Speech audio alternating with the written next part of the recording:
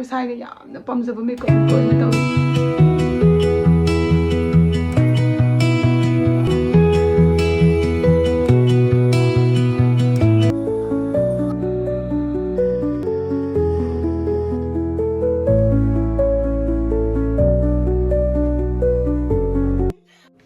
Hello everyone, yamna mai channel da taram nokjari adum yang ngasigi video sidi aina mamangi videos da akoi shai lakpa matam da mamai kera kanda maonde yengan bada mai yam thina sau khidana ko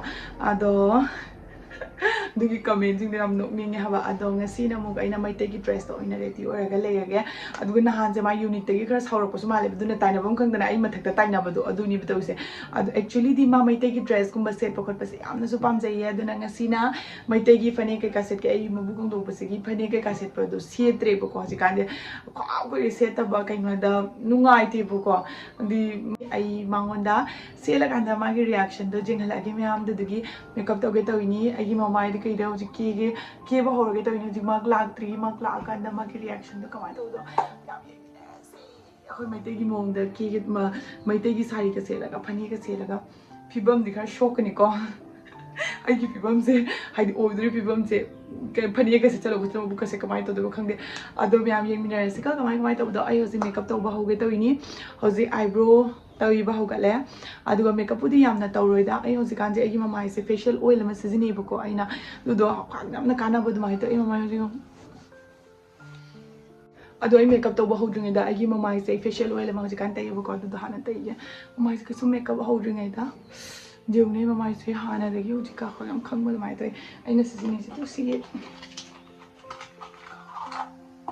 hojikan facial oil ai hana di facial oil de sinar de serum gum sine bako ado sigi facial oil sina khogi serum gi su thaba pangthok ba de di mama samna smooth oraga amna nan khat pa lang khat pa do oye bako do naina sigi facial oil se sinai ni khoi nungdang tumam dai gum ba da tayraga ne ko nongalaga ta thopi ba se nature sure pore and marks facial beauty oil ni khogi skin da pores leiba singdo man refine taraga skin do deeply nourish tawbagi damakta sema aba adugumba facial oil ni bako asigi se specially herbal amasung ayurvedic ingredients na semakpani aduna skin da healthy amasung radiant oil bada mana yamna mateng pang ya tare especially khogi pores do refine tawbada khoi mamai da mahun mahud leiba sing do sit nala leba ko sinara pakdagi deep nourishment pi glowing skin la ali to coaching se 100% certified or product na sinabada kai jam nungai ba ko ai pregnancy da or su sinabada ki da bado mama mami ta kar su ta ga la ai sinama mama du job ama ka thadaraga ama ka pulai gar de ka kuina chatpani ko khoi mama di skin se ting tholaga nan thola aduga non greasy formula ni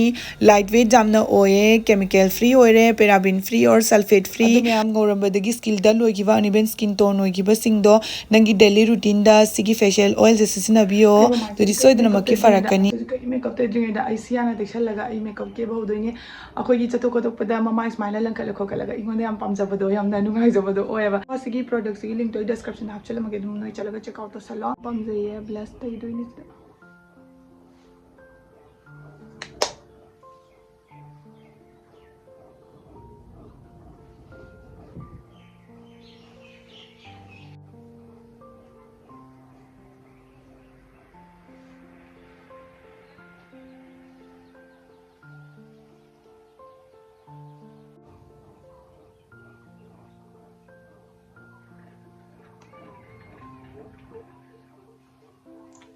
kai masak se kasi keno to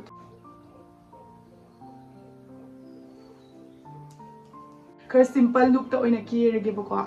aduga ichandon thing nge ngasi di ko chandon thing ge oh my god ai minjen ma chala thin bai te minjen na chobu thilura lakke ko adum yam ai hoji chandon thing na loina la e bako aduga setoi pisina kuire he aina set ka set tabse sigi set se kaage aduga furit na silit kharage sidum amu ma chu duni baka la ro pubi be na ni amu ki makase na ko kamai jini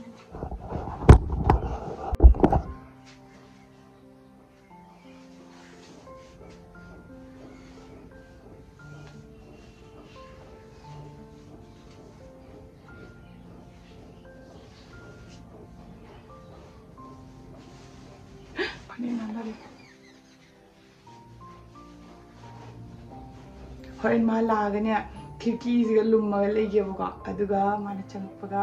ai reaction si yengsi ko myam ngai doi ni ko ai khara laptak na ai mamai se ai ngasidi yamna simple makeup ne khoi sai ga yamna pamjaba makeup ni ko ina tawise simple oiba makeup se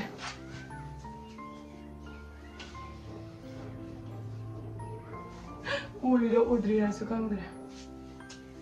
Nami I was ready in a lore, Aduga, Mount of Font of Yama Laka, the Mutam Dictam Wali, Aduga Ngai, Aduga, Horent Nakut and Domi, I'm digging Halageka. Adumiam Kosai Laka.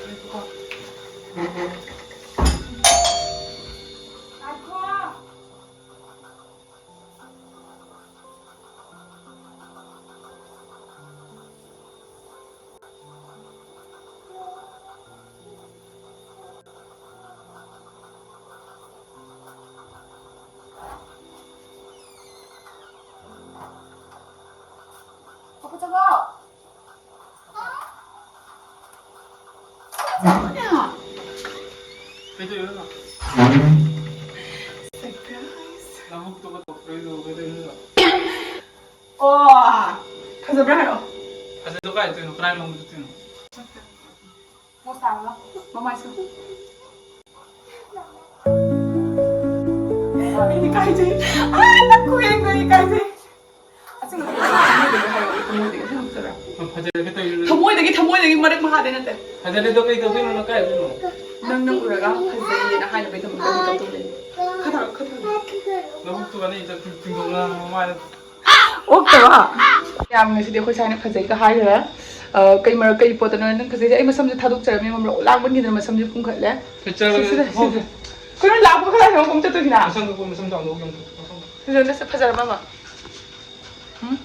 그래서 좀 늘리쁘네. 내가 까나왕이 정신. 미매암는 미매암는 내가 ngang 말이 아니 한 말이 아니고 엄청 뒤에 게 파자 나와 봐. 엄청 나와 봐. 까나나 한 말이 까나나 ngang 말이 엄청 뒤에 나와. 아니 ngang 말이 하는데 하두비 말이 하래 이바이세 미나 하두비는 나와서 나와 본다.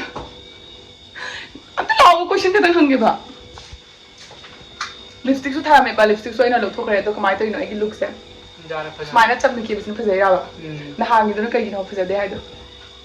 अचूबना ना उन्हें ना फंसे की ना उन्हें फंसे दे है यार करा अचूबना ने ना मार ओह नंग ना हाने उन्हें ठीक है कहीं तो नंग आम थांग हम देखी साउंड लाइन है तो नते नंग ना सकते हुआ तो नहीं आई मसुद कहीं पोतनी पर पेपर वाली सब थांग गया जो मम्मी मम्मी इकू मम्मी चुट के ड्रेंग सीधी दे लिपस्टिक जो था सिंपल नबुक तो कहीं नो फनेक से लदी सीनी मबुक कंगदी फनेक से लदी सी फिल्म नि अदम याम ngasi gi akoy tagi reaction ji di ye pass hoye siga law mi nang bo nang gi reaction to kitang ke ma ji masam ka thalaga la ibo ko du na ni du thok pa chang de gi doi ni ngasai ai mamai ka si kam langam mi khungbra hauji sanda oi sele nung nang ta sele ba ju di sanda oi sele ba ko du na mamjan gre ichanu pisu kan na chapo chari aduni me ang ngasi gi videos di size ga shin ge ko sa gi reaction je ngasi di ma han dum yeng lai re kai natro ai sira adum ya ngasi gi videos di size ga shin ge me amna